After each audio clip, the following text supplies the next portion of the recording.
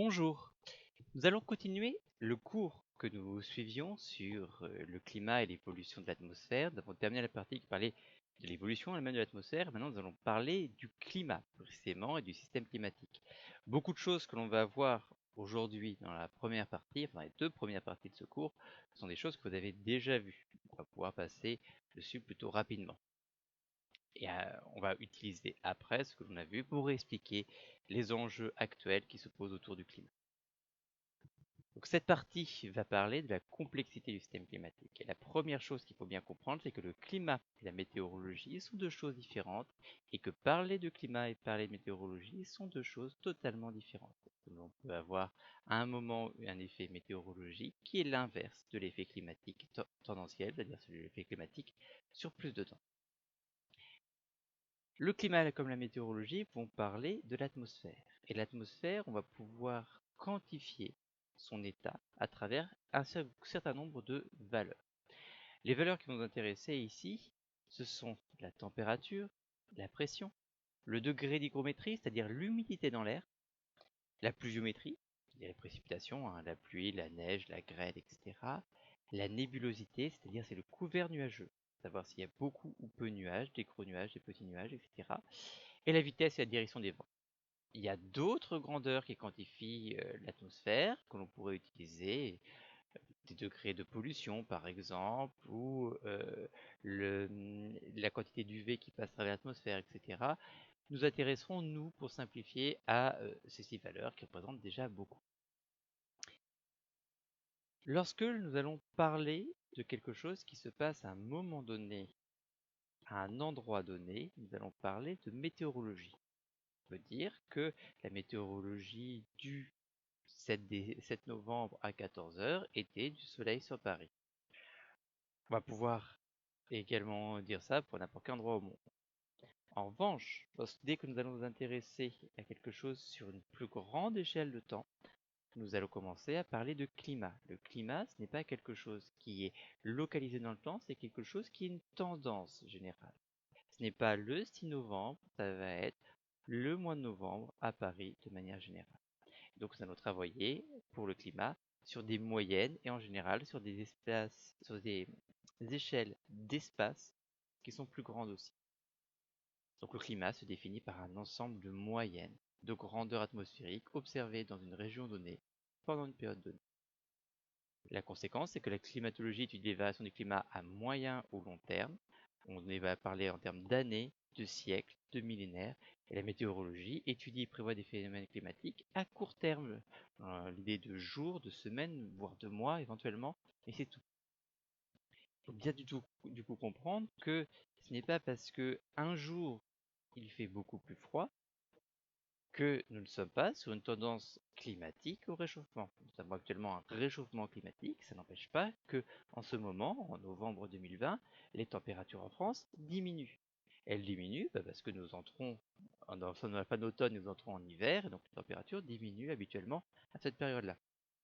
Mais si je regarde d'un point de vue climatique, donc plus large, je m'aperçois que l'année 2020, la température diminue moins que par exemple dans les années 1800. Donc on a bien un réchauffement climatique, donc les choses qui résonnent à grande échelle. Par contre, pour le jour, la météorologie peut avoir des effets qui sont inverses. Autre point extrêmement important, à partir de maintenant, nous allons raisonner en termes de climat global. Nous allons étudier le climat global, c'est-à-dire le climat de la totalité de la Terre. On va l'observer à travers différents indicateurs du climat global. L'un des indicateurs plus simples, c'est la température moyenne de la Terre. Je prends la température sur chacun des points de la Terre et je fais une moyenne. Alors on peut prendre la température moyenne de la Terre aujourd'hui avec des satellites qui peuvent nous donner la température à chaque point. Comment ils font? Vous avez vu en première qu'un corps à une certaine température émet un rayonnement infrarouge par exemple. En captant ce rayonnement, on peut connaître la température. C'est comme ça que font les satellites aujourd'hui pour déterminer la température. On va avoir la température moyenne de la Terre. Bien évidemment, vous savez qu'il y a des saisons sur Terre. Il y a l'été, il y a l'hiver. Actuellement, nous sommes à la fin de l'automne dans l'hémisphère nord, donc dans l'hémisphère sud, nous sommes à la fin du printemps. Raisonner, du coup, à un moment précis pour avoir une température globale de la Terre, ça n'a pas grand intérêt. Il va falloir raisonner sur quelque chose qui dure toute une année. Donc nous allons raisonner sur des températures moyennes de la Terre pendant un an, température moyenne annuelle. Nous prendrons donc toute la Terre, du pôle Nord au pôle Sud, et nous prendrons toutes les températures toute l'année, du 1er janvier au 31 décembre. On peut aussi regarder le volume des océans. Pourquoi le volume des océans? Parce que l'eau ne s'échappe pas dans l'espace, elle reste sur Terre. Donc cette eau peut être dans l'atmosphère, ou peut-être dans les océans, ou peut-être dans les calottes glaciaires. En regardant le volume des océans, on a une idée de l'humidité de l'atmosphère, et on a une idée également du volume des calottes glaciaires. Enfin, si je veux regarder plus précisément l'étendue des calottes glaciaires, je regarde l'étendue des glaces, qui sont faciles à observer depuis satellite. C'est une surface blanche, la glace, donc il se voit bien. Et l'étendue des glaces peut me donner un indicateur du climat global. Armé de ces outils, on va pouvoir commencer à regarder les variations du climat qu'il y a eu. On va regarder à la fois les variations passées du climat et les variations actuelles du climat.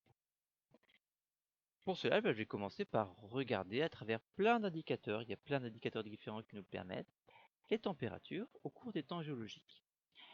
Là voilà, là on a les températures environ depuis 550 millions d'années jusqu'à aujourd'hui. Le point le plus important à voir et à bien comprendre, c'est que les températures varient.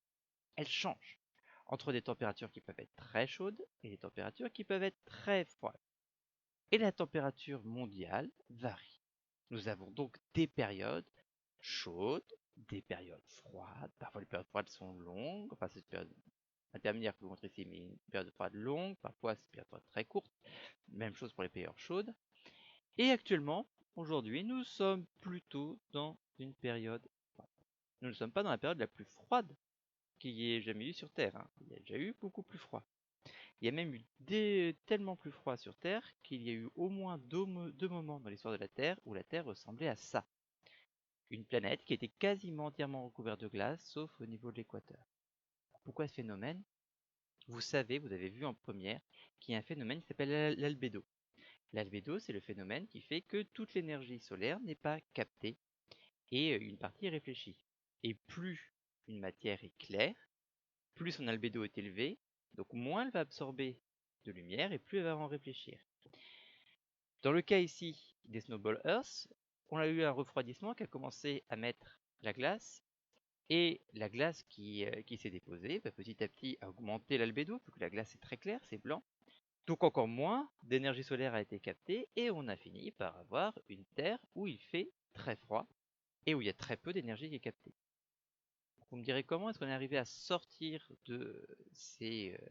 alors, on appelle ça Snowball Earth, ou Terre boule de neige. Comment est-on arrivé à sortir de ces terres boules de neige? Eh bien, il y a eu des activités très importantes, tout d'un coup des volcans. Ces volcans rejettent du CO2 de l'atmosphère. Le CO2, on verra, augmente l'effet de serre, donc augmente la température, et c'est l'activité des volcans qui a commencé à faire fondre les glaces. En faisant fondre les glaces, l'albédo diminue, donc plus d'énergie est captée, et donc la température remonte. Si je regarde maintenant plus précisément ce qui se passe sur une échelle de temps plus courte, je vais regarder les 400 derniers 1000 ans, donc 400 000 ans. Donc on est loin des 500 millions d'années que je vous ai montré juste avant. Voilà ceci. Comment est-ce qu'on peut avoir la température qui est en bas ici au cours de ces années? Il se trouve qu'en Antarctique, on a des glaces qui peuvent être très vieilles.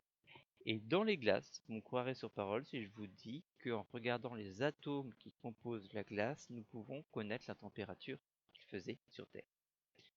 Donc on a fait ça, et voilà ce qu'on obtient, des périodes froides, des périodes chaudes, des périodes froides, des périodes chaudes qui alternent. Si vous remarquez bien, les périodes chaudes, elles alternent de manière régulière. On a quelque chose qui est régulier, qui revient. On s'est posé la question de savoir ce que pouvaient être ces alternances entre les périodes froides et les périodes chaudes, qui revient régulièrement. On s'est aperçu que l'une des explications possibles, et qui est la plus probable, a rapport à la Terre et au Soleil. La Terre tourne autour du Soleil.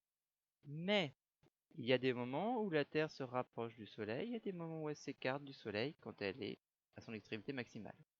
Alors, Le schéma ici est très exagéré. En fait, la différence entre les deux est très faible, hein. Sur 150 millions de kilomètres, c'est quelques centaines de kilomètres. Vraiment pas grand-chose.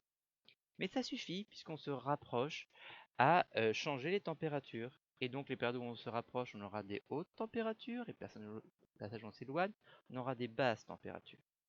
Il y a d'autres cycles astronomiques comme ça, hein, l'inclinaison de l'axe de rotation de la Terre par exemple, qui explique les petites périodes plus chaudes qui reviennent régulièrement et les petites périodes plus froides.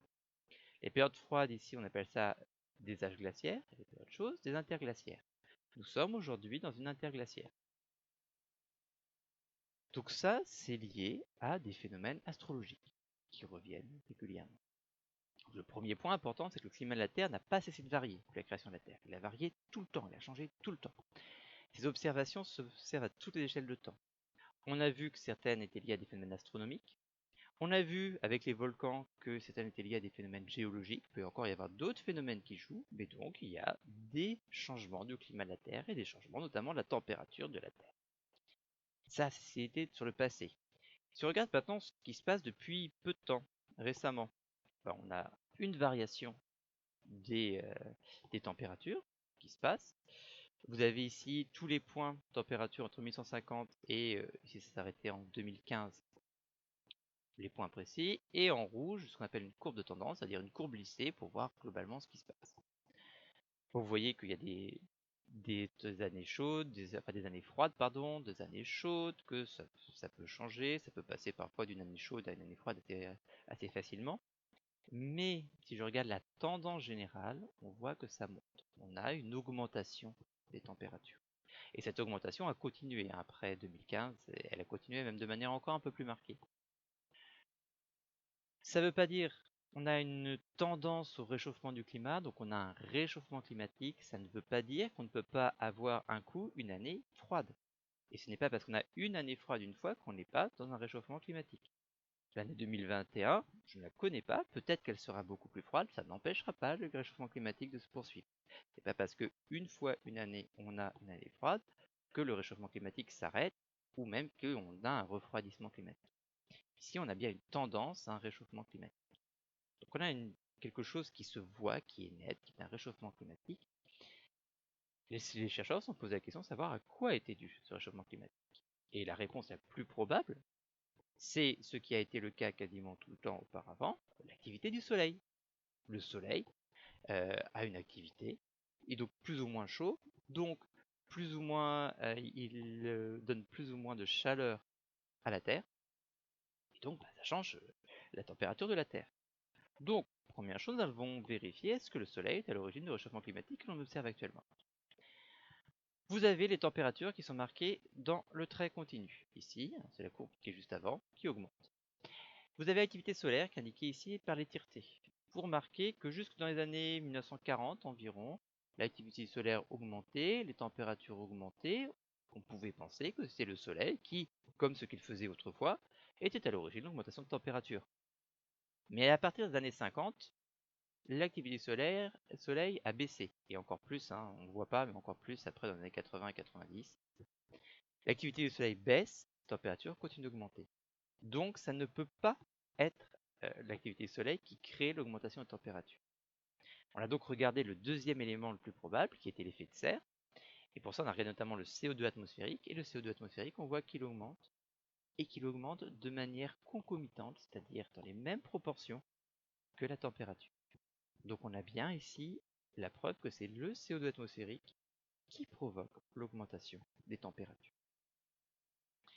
Donc, première chose, depuis un siècle et demi, on observe un réchauffement climatique global. Et il est extrêmement rapide. Je vous rappelle, hein, on avait calculé 0,6 degrés par million d'années pour le refroidissement extrêmement rapide au tout début de l'histoire de la Terre. Là, on a un réchauffement qui fait 1 degré en un siècle et demi. C'est énorme. C'est juste quelque chose qui est extrêmement rapide comme réchauffement climatique. En parallèle de ce réchauffement climatique extrêmement rapide, on observe une augmentation de la concentration atmosphérique en CO2. Or, on sait que le CO2 peut être à l'origine d'une augmentation de la température sur Terre par l'effet de serre. Le CO2 est un gaz à effet de serre, comme d'autres gaz, hein, le CH4, c'est-à-dire le méthane, le N2O, la vapeur d'eau. Lorsque leur concentration augmente, l'atmosphère absorbe davantage le rayonnement infrarouge de la Terre. Comme tous les corps, la Terre a un rayonnement infrarouge qu'elle envoie vers l'espace. L'atmosphère capte une partie de ce rayonnement infrarouge et renvoie une partie de ce rayonnement infrarouge vers la Terre. Donc plus j'ai de gaz à effet de serre, plus mon atmosphère va capter le rayonnement infrarouge et plus il va en renvoyer vers la Terre. Donc le rayonnement infrarouge de la Terre qui est fait pour évacuer l'énergie revient et redonne un peu d'énergie, ce qui va augmenter la puissance radiative, c'est-à-dire augmenter l'énergie reçue par le sol, ou autrement dit, augmenter la température.